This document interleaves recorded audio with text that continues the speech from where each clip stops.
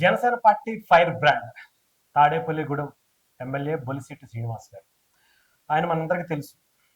నిజంగా చెప్పాలంటే పవన్ కళ్యాణ్ గారు ఎంత నిస్వార్థంగా, ఆయన ఎంత బలమైనటువంటి సంకల్పంతో ప్రజల కోసం, ప్రజల నాయకుడే బ్రతుకుతున్నటువంటి నాయకుడు మనం పవన్ కళ్యాణ్ గారిని చూస్తాం. అలాంటి నాయకుడు నాకు తెలిసి జనసేన పార్టీలో ఒక అద్భుతమైనటువంటి వ్యక్తిత్వం. ప్రజల కోసం మాత్రమే తను ఎంత ఇబ్బంది పడినా సరే, ఎన్ని కుట్రలు చేసినా సరే, తనలో ఎక్కడా భయం మనం చూడం ఆయనలో. రీసెంట్ గా ఆయనకి సంబంధించి ఆయనే కొన్ని విషయాలు బయటపెట్టినటువంటి పరిస్థితి మనం చూసాం.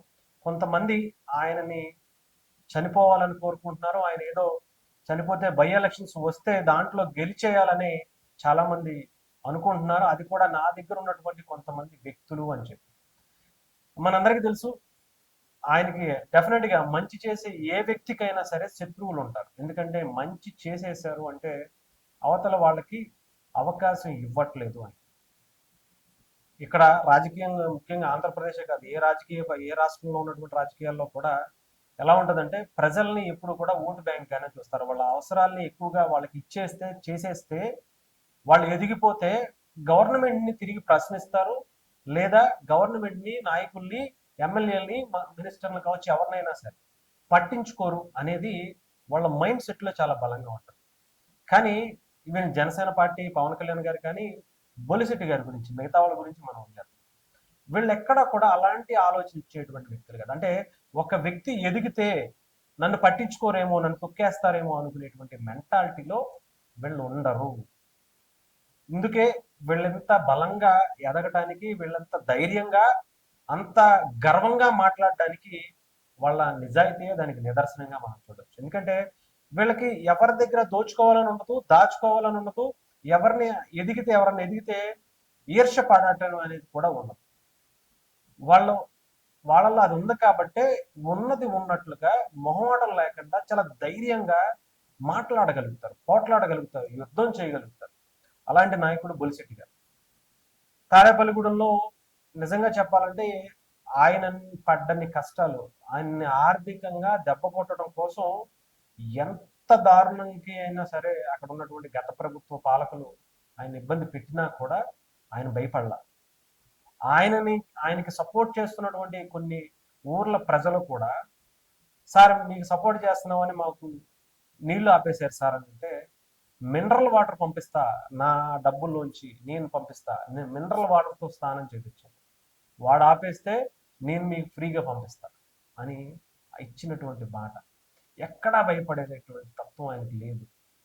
ఎవరన్నా ఇంటికి వస్తే భోజనం పెట్టకుండా పంపించేటువంటి వ్యక్తి కాదు, ఎంతమంది అయినా సరే. ఎవరన్నా ఆపద అని ఆయన ఇంటి చుట్టుపక్కల కనిపించినా సరే, వాళ్ళకి ఆయన ఉన్నంతలో సహాయం, ఆయన ఆస్తులు కరిగిపోతున్నా సరే వాళ్ళకి ఏదో ఒక రకంగా, అంటే ఖాళీ చేతులతో పంపించడం అనేది నాకు తెలిసి ఎవరు చెప్పల. వైఎస్ఆర్ సిపికి సంబంధించినటువంటి కార్యకర్తలు, నాయకులు కూడా చాలా మంది, రాష్ట్రం సంగతి మాకు తెలియదండి, ఇక్కడ మాత్రం బొలిశెట్టి శ్రీనివాస్ గారే గెలుస్తారు. ఎందుకంటే ఆయన లాంటి వ్యక్తిత్వం కలిగినటువంటి వ్యక్తి ఎక్కడా లేరు. అందుకని ఆయన గెలవాలి. ఆయన చాలా మంచి చూడండి అని చెప్పేవాడు. నేను అక్కడ పబ్లిక్కి సంబంధించినటువంటి మాట్లాడేటప్పుడు కూడా వాళ్ళు చెప్పినటువంటి విషయం. అందుకే ఆయన ప్రజల నాయకుడు అని. ఇకపోతే ఆయనకి భయం అంటారా? ఆయన భయపడే మెంటాలిటీ కానీ ఇంకొకటి కానీ ఉండదు ఆయనకి.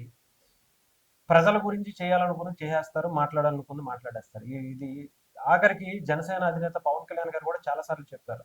మా జనసేన బాహుబలి మా బొలిశెట్టి శ్రీనివాస్ గారు నన్ను కూడా భయపెడతారు, అవసరమైతే నన్ను కూడా ధిక్కరించి మాట్లాడేస్తారు. ఎందుకంటే ఆయనలో ఆ నిజాయితీ ఉంది.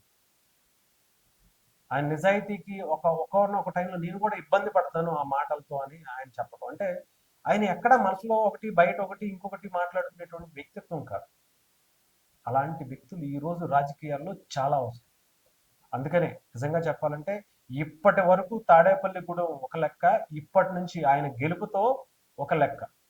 తాడేపల్లిగూడెం రూపురేఖలే ఆయన మార్చడానికి చాలా బలమైనటువంటి సంకల్పంతో ఉన్నటువంటి వ్యక్తి.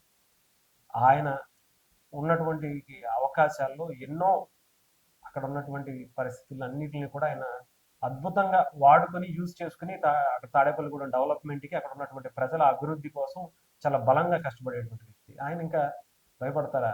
ఇకపోతే జనసేన పార్టీకి సంబంధించి పవన్ కళ్యాణ్ గారు వెనకాల ఉన్నారు. అదే స్థాయిలో ఆయన కూడా అలాంటి లీడర్, అలాంటి లక్షణాలు, అలాంటి నిజాయితీ నిబద్ధత కలిగినటువంటి నాయకుడు. ఎవరన్నా టచ్ చేయాలనుకుంటారా?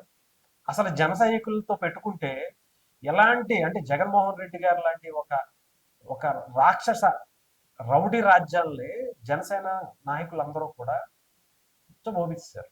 ఒకనొక టైంలో నిజంగా చెప్పాలంటే చంద్రబాబు నాయుడు గారిని అరెస్ట్ చేసినప్పుడు టీడీపీ వాళ్ళందరూ కకలావికలం అయిపోయి బయటికి రావాలంటేనే నాయకులతో సహా భయపడిపోతున్న టైంలో పవన్ కళ్యాణ్ గారు అనౌన్స్ చేస్తే కలిసి వెళ్తున్నామని చెప్పి వాళ్ళు ఇచ్చిన సపోర్ట్తోనే టీడీపీ వాళ్ళు బయటకు వచ్చారు. ఇది ఎవరైనా ఇబ్బందిగా అనిపించిన టీడీపీ వాళ్ళకి ఇది ఫ్యాక్ట్. ఒక్కొక్క జన సైనికుడు, ఒక్కొక్క వీర మహిళ 10 మంది ఇతర రాజకీయ పార్టీలతో సమానం. అంత బలంగా, అంత నికాసైనటువంటి, అంటే నిజం చెప్తున్నా కదా, నిజాయితీతో ఉంటే వాళ్ళకి అంత ధైర్యం కూడా వస్తుంది.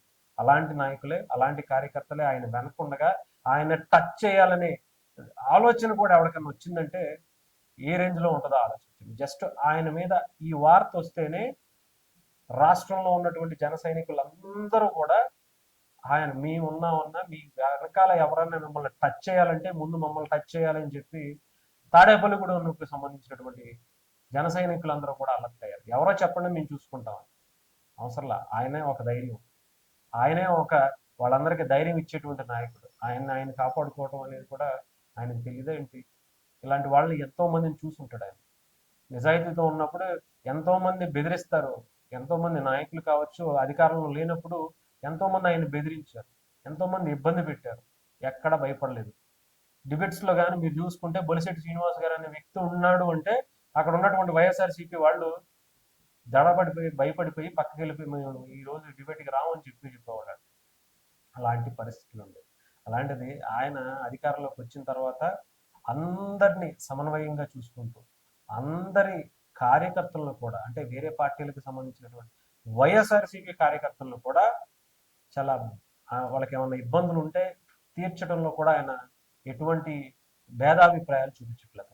అంత నిస్వార్థమైనటువంటి మనిషి. ఆయన టచ్ చేయాలనే ఆలోచన ఎవరికైనా వస్తే ఏమవుద్దో మనం చెప్పాల్సిన అవసరం లేదు. రైట్.